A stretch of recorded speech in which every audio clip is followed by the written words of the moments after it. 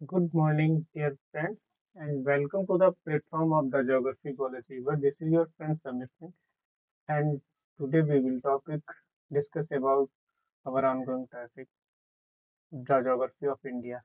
तो भारत के भूगोल की इस श्रृंखला में जो आज का हमारा टॉपिक है वो है the geological structure of India और भारत की भूगर्भीय संरचना। तो भारत की भूगर्भीय संरचना का आज हम डिटेल से अध्ययन करेंगे।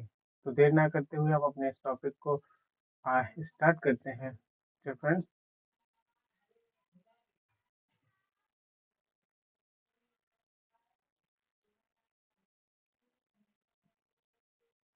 तो जैसा कि जो अगर हम जियोलॉजिकल स्ट्रक्चर की बात करते हैं तो जो हमारा भारत है वह जब शुरुआत की अगर बात करें तो जैसे कि हमारा जो भौगोलिक रूप से जो भारत है, हमारा कंट्री है, वो भारतीय उपमहाद्वीप जिसको गोंडवाना लैंड अथवा दक्षिणी महाद्वीप कहते हैं। जब वेगनर की हम थ्योरीज पढ़ते हैं तो वेगनर की थ्योरीज में हम देखते हैं कि वहाँ पर दो दो महाद्वीपों का जब विखंडन होता है तो उसके दो पार्ट होते हैं, गोंडवाना लैंड और दूसरा अंगारा लैंड। तो जो गोंडवाना लैंड है वो दक्षिणी महाद्वीप का भाग था।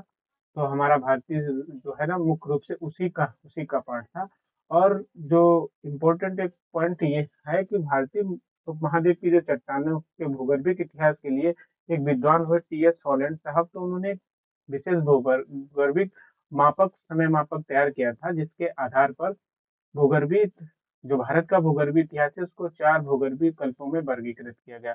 पहला द अर्कियन इरा, मतलब जिसे हम हिंदी में आद्य महाकल्प कहते हैं। दूसरा पुराना इरा, पुराण महाकल्प किसे कहते हैं। तीसरा द्रविड़ियन इरा, जिसको द्रविड़ इरा कहते हैं। और चौथा है महाकल्प आर्यन इरा। ठीक है, लेकिन आज हम जब सामान्य तौर पर जब भूगर्भिक इतिहास की स्ट्रक्चर की बात करते हैं तो भारत को मुख्यतः जो जोलॉजिकल स्ट्रक्चर है उसको 7 पार्ट्स में डिवाइड करते हैं। तो उन 7 पार्ट्स में जो पहला पॉइंट है वो है अर्कियन क्रम की चट्टानें, द अर्कियन एरा।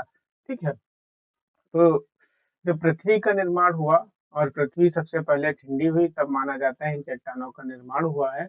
और ये चट्टानें मतलब जो थी चूंकि प्राचीनतम चट्टानें हुए हैं तो इनका अत्यधिक रूपांतरण हुआ जिसके कारण ये अपना मूल स्वरूप खो चुकी हैं। ठीक है, अत्यधिक रूपांतरण के कारण। और ये कैसी है, क्रिस्टल है, रवेदार है और इसमें जीवाश्म नहीं पाया जाता है। और अत्यधिक रूपांतरण के फलस्वरूप जो वर्तमान में इनकी वो संरचना है वो कैसी है, नीच है या ग्रेनाइट और शिस्ट प्रकार की है।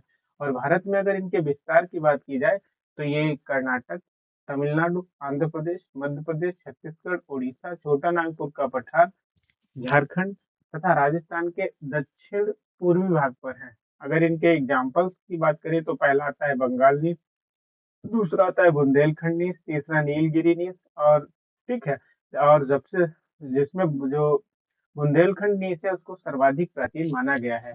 और ठीक है, ये कुछ स्ट्रक्चर्स हैं, आप देख सकते हैं थ्रू द मैप कि कहाँ कहाँ पर इनका जो है ना अर्कियन की चट्टानें प्राप्त हुई हैं। ठीक है, तो अब एक मैप है, आप देख लीजिए। ये मैप है जिसमें मतलब मैंने जो है जो डिफरेंट भारत की जो भूगर्भिक संरचना है उसके जो डिफरेंट एजेस हैं, ठीक है, कहाँ पर कौन सी चट्टानें हैं उनका दिखाया गया है। आप चाहें तो इनका इसका स्क्रीनशॉट भी ले सकते हैं और मैंने इसके अंतर्गत जो है ना सारे इम्पोर्टेंट पॉइंट्स भी मेंशन किए हुए हैं। ठीक है, तो आप देख सकते हैं कि कहाँ पर कौन सा स्ट्रक्चर पाई जाती है। जैसा कि जो हमारा भारतीय मैदान है वो क्वाटरनी इरा जो कल पीरियड है, ठीक है, चतुर्थ कल्प के दौरान निर्मित हुआ है। ठीक है, दक्कन का प्रभाव जो है ना, देखिए मैंने लिखा है, इस पर बताया है कि 33 युग में निर्मित हुआ है और उसकी चट्टानें मूलतः बेसाल्ट और डोरोलाइट से निर्मित है और यह काली मिट्टी के लिए प्रसिद्ध है। इसी प्रकार कुंडप्पा की जो संरचना है, कुंडप्पा का नामकरण जो है आंध्र प्रदेश के कुंडप्पा जिले के नाम पर हुआ है और बलुआ पत्थर, संगमरमर तथा एवस्टेस के लिए प्रसिद्ध है। ऐसे ही गोंडवाना जो है, गोंडवाना क्योंकि गोंडवाना जो है मध्य प्रदेश का एक गोंड जिले गोंड के नाम पर पड़ा है।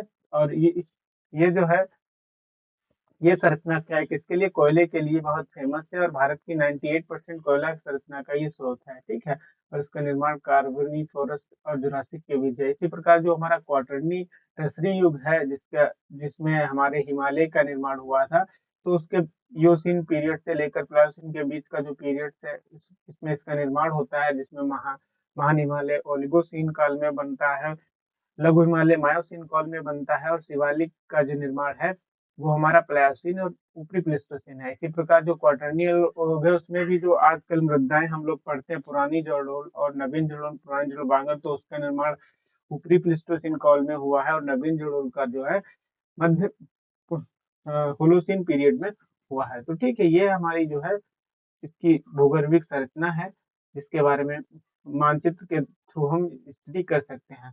अब हम दूसरा पॉइंट जो है दूसरे क्रम में आते हैं, तो दूसरा क्रम जो है आर्कियन का निर्माण के बाद आता है धार क्रम। धार क्रम की चट्टानें, और इनका जो पीरियड है, किस समय ये निर्मित हुई, तो ये हुई है 2500 वर्ष पूर्व से लेकर 1800 वर्ष के पूर्व के बीच। ठीक है, और अगर भारत में इनका अध्ययन की बात की जाए तो भारत में इनका प्रथम अध्ययन प्रोफेसर डी.एन. बाडिया ने कर्नाटक के धारवाड़ जिले में किया था, और धारवाड़ जिले के नाम पर ही इनका चट्टानों को धारवाड़ क्रम की चट्टानें कहे जाते हैं। अब साहब इनका निर्माण कैसे हुआ, कि इनका जो निर्माण है वो आर्कियन क्रम की जो प्राथमिक चट्टानें थी उनके अपरदन और निक्षेपण के फलस्वरूप हुआ था। इनमें भी क्या है, जीवाश्म नहीं मिलते हैं, लेकिन ये जो चट्टानें हैं वह आर्थिक दृष्टि से बहुत महत्वपूर्ण है, क्योंकि जितनी भी धात्विक खनिज है, एग्जाम्पल जैसे सोना है, हमारा मैग्नीज है, लोहा है, तांबा है, टंगस्टन है, जस्ता है, ये सारी क्या है, ये सब इन्हीं चट्टानों में मिलते हैं। और अगर हम इनके क्षेत्रीय विस्तार की बात की जाए तो ये जो है कर्नाटक के धारवाड़, बेलारी, होसपेट जिले में, और छोटा नागपुर का पठार, गोदावरी नदी के ऊपरी भाग में दुर्ग, बस्तर, दांतेवाड़ा, चंद्रपुर और अरावली पर्वतीय श्रेणी के दिल्ली, राजस्थान, गुजरात श्रेणी में पाई जाती है। ठीक है, और धारवाड़ काल में ही एक पॉइंट ये भी इम्पोर्टेंट है कि काल में ही अरावली पहाड़ियों का निर्माण हुआ था, और इसके बाद यह समतल हो गई, और संसार का जो कि हम मानते हैं कि सबसे पुराना मुर्दार पर्वत था जो अवशिष्ट है। ठीक है, और अगर हम भारत में प्रथम ज्वालामुखी क्रिया की बात करते हैं तो वो भी प्रथम ज्वालामुखी क्रिया जो है वो धारवाड़ युग में ही हुई थी। अब इसके आगे हमारा जो तीसरा क्रम है वो है कुडम्पा कुडप्पा क्रम की चट्टान है, और कुडप्पा जो है इसका जो नामकरण है वो आंध्र प्रदेश के कुडप्पा जिले के नाम पर किया गया है। ठीक है, और इनका भी निर्माण क्या है, जब धारवाड़ क्रम की चट्टानों के अपरदन और निक्षेपण के फलस्वरूप हुआ। ठीक है, लेकिन चूंकि इनका रूपांतरण कम हुआ तथा इनमें भी जीवाश्म का अभाव पाया जाता है। अब इसमें क्या होता है कि अगर इसके हम विस्तार की बात करते हैं तो जो कुडप्पा क्रम की जो तंत्र की चट्टानें हैं वो आंध्र प्रदेश के कुडप्पा और कुर्नूल जिले में मुख्यतः, ठीक है, दूसरा छत्तीसगढ़, तीसरा राजस्थान में अलवर से दिल्ली, और चौथा लघु हिमालय में पाई जाती है। और जो अगर हम खनिज की दृष्टि से बात करें तो जो कुडप्पा क्रम की चट्टानें उनमें मुख्यतः बालू पत्थर, क्वार्ट्ज, स्लेट, घटिया प्रकार के लौह अयस्क, मैग्नीज, एस्बेस्टस, तांबा, निकेल इत्यादि पाए जाते हैं। और इस तंत्र की जो भारत में प्रमुख श्रेणी है वो है पापागनी श्रेणी, और पूर्वी घाट का निर्माण भी जो है ना इस क्रम की चट्टानों से हुआ है। अब हमारा चौथा जो क्रम है वो है विंध्यन क्रम की चट्टानें, क्योंकि इसका जो नामकरण है वो विंध्याचल पर्वत के नाम पर हुआ है। और यह क्या है, विंध्याचल जो पर्वतमाला है, जैसा कि हम जानते हैं कि यह गंगा के मैदान और दक्कन के पठार के बीच एक विभाजक रेखा बनाती है। अब विंध्यन तंत्र प्रणाली जो है राजस्थान के चित्तौड़ से लेकर बिहार के सासाराम तक 1,03,600 वर्ग किलोमीटर के बहुत बड़े भाग पर फैला हुआ है। और इसमें भी जो है मुख्यतः लाल बालू पत्थर, भवन निर्माण संबंधी चट्टानों, सजावटी पत्थरों और हीरायुक्त लौह अयस्क, सीमेंट, चूना पत्थर, ग्लास और रसायन के कच्चे माल की उपलब्धता के लिए प्रसिद्ध है। और इसकी जो प्रमुख श्रेणी है वो कौन कौन सी है, इसकी 3 श्रेणियां हैं। पहली है भेंडार श्रेणी, दूसरी है बिजवार श्रेणी जो कि मध्य प्रदेश में, तीसरी है कैमूर श्रेणी। और कैमूर श्रेणी को जो है ना 2 पार्ट है, इसका जो उत्तर प्रदेश में पार्ट आता है उसको हम बुंदेलखंड के नाम से जानते हैं, और इसका जो मध्य प्रदेश में पार्ट आता है उसको हम बघेलखंड के नाम से जानते हैं। अब जो हमारा 5वां क्रम है इसको हम गोंडवाना क्रम की चट्टानें कहते हैं।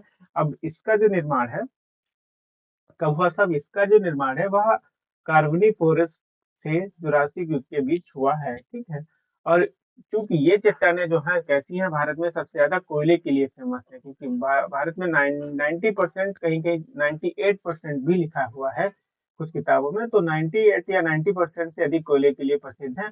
और इसमें कैसे मछलियों व रेंगने वाले जीवों का अवशेष प्राप्त होते हैं। और इस तंत्र की जो चट्टानें हैं उसमें पहला जो है तालचर श्रेणी, जो कि उड़ीसा के धनकेनाल जिले के तालचर नामक स्थान से उसका नामकरण होता है।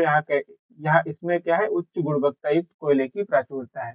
दूसरी हमारी है दामोदर श्रेणी, जिसको हम दामोदर बेसिन में पाई जाती है। और तीसरी हमारी पंचट श्रेणी, इसका नामकरण क्या है, रानीगंज के दक्षिण में स्थित पंचट पहाड़ी के नाम से हुआ है। अब हमारा जो छठा क्रम है वह है दक्कन ट्रेप। तो दक्कन ट्रेप क्या है कि इसका जो निर्माण है वो मेसोजोइक महाकल्प के क्रिटेशियस कल्प में हुआ था। ठीक है, और इस समय क्या है, जो विदर्भ का क्षेत्र है उसमें क्या हुआ, ज्वालामुखी उद्गार के दरारे उद्भेदन से लगभग जो 5 लाख वर्ग किलोमीटर का क्षेत्र था वह आच्छादित हो गया। और यही प्रदेश अब वर्तमान में क्या कहलाता है, दक्कन ट्रेप कहलाता है, जिसको आज हम दक्कन पठार के नाम से जानते हैं। अब दक्कन पठार का जो एरिया, अगर क्षेत्रीय विस्तार की बात करेंगे तो इसका जो अधिकांश भाग है वो महाराष्ट्र, गुजरात एवं मध्य प्रदेश में फैला हुआ है। ठीक है, और यह क्या है, काली मिट्टी के लिए बहुत ही फेमस है। और इसमें जैसा कि हमने मैप में बताया भी था कि यह बेसाल्ट और डायोराइट चट्टानों चट्टानों से समृद्ध है। अब जो हमारा सातवां और लास्ट स्ट्रक्चर आता है, छठा सातवां स्ट्रक्चर, वह है टर्सरी क्रम की चट्टानें। तो टर्सरी क्रम क्या आता है कि इसमें मुख्यतः अगर भारत की हम बात करते हैं तो यहाँ पर हिमालय का जो निर्माण है वह टर्सरी युग में हुआ। और यह कब से कब तक हुआ, सेनोजोइक महाकल्प के इयोसीन से लेकर ओलिगोसीन काल्प में बृहद हिमालय का निर्माण हुआ। ठीक है, और मायोसीन कल्प में पोटवार क्षेत्र के अवसादों के बलन से लघुत्तवा मध्य हिमालय का निर्माण हुआ। और शिवालिक का जो निर्माण है वो बृहद और लघु हिमालय श्रेणियों द्वारा लाए गए अवसादों के बलन से प्लायोसीन महाकल्प में हुआ है। और जो हमारा चतुर्थ कल्प है, जिसमें हमारा उत्तर भारत का जो विशाल मैदान का निर्माण हुआ है, इसका निर्माण कब हुआ, इसका जो निर्माण है क्वाटरनी नियोजिक महाकल्प के प्लेस्टोसीन काल में अथवा एवं होलोसिन महाकल्प में हुआ है। तो ये आज का हमारा टॉपिक था। ठीक है, तो ये आज कंप्लीट हुआ है। देखने के लिए धन्यवाद। यदि यह वीडियो उपयोगी लगा है तो लाइक, शेयर और सब्सक्राइब करना ना भूलें। सीखते रहिए, आगे बढ़ते रहिए। Thank you, have a nice day.